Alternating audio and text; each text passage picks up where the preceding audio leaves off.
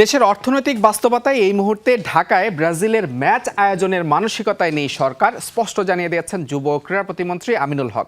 তবে বেসরকারি পৃষ্ঠপোষকতায় ম্যাচটি আয়োজন করতে চাইলে পূর্ণ সহযোগিতা দেওয়ার প্রতিশ্রুতি ক্রীড়া প্রতিমন্ত্রীর। পাশাপাশি এমন ম্যাচ আয়োজনে দেশের ফুটবলে কি লাভ হবে সেই প্রশ্নও তুলেছেন সাবেক এ অধিনায়ক।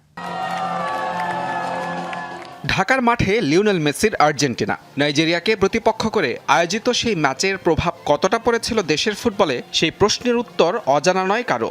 ঋণ করে ঘি খাওয়ার মাসুল এখনও টানতে হচ্ছে বাফুফেকে। আর এর মাঝেই হঠাৎ আলোচনায় 5 বারের বিশ্ব চ্যাম্পিয়ন ব্রাজিল। আগামী অক্টোবরে ঢাকার মাঠে ম্যাচ খেলার প্রস্তাব সেলেসাওদের। দেশটির প্রতিনিধি দল এরই মধ্যে পরিদর্শন করে গেছে ম্যাচ ও অনুশীলন ভেন্যু। সরকারের সহায়তা পেলে ঐতিহাসিক ম্যাচ আয়োজনের পক্ষে সায় আছে বাফুফেরও। উদ্যোগটা ভালো নেই, নিশ্চয় টাকা সমস্যা হওয়ার কথা না, সেটা গভর্নমেন্টের সাথে আমাদের বাবু প্রেসিডেন্ট বসে ডেফিনেটলি একটা সলিউশন আসবে। আমি প্রবলেমটা ফেস করার চেষ্টা করবো।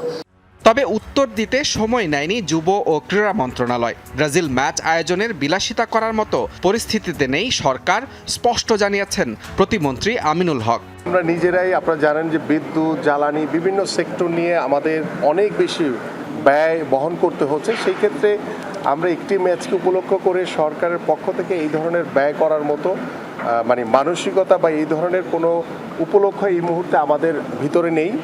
সাফজয়ী দেশের সাবেক এই অধিনায়ক প্রশ্ন তুলেছেন, ব্রাজিল ম্যাচ আয়োজনে কি লাভ হবে দেশের ফুটবলে।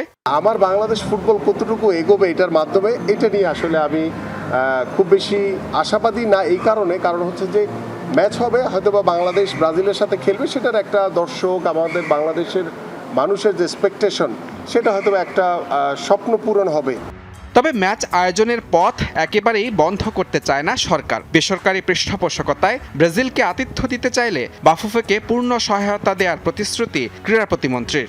বিভিন্ন সাইট থেকে যদি স্পন্সরশিপ এনে যদি সেটাকে কলকাতায় ভারতের বিপক্ষে ম্যাচের পর 6 অক্টোবর ঢাকায় হামজা শমীদদের বিপক্ষে ম্যাচ খেলার কথা চলছে ব্রাজিলের। তার আগে অবশ্য আসিয়ান কাপ খেলে ঢাকায় ফেরা কিংবা ফিফার অনুমতির বিষয়গুলো ভাবনায় আছে বাফুফের। তারা নিজেরাই কোচ হিসেবে যাচ্ছেন এবং তাদেরকে মুজরাবিন তারেক, যমুনা স্পোর্টস, ঢাকা।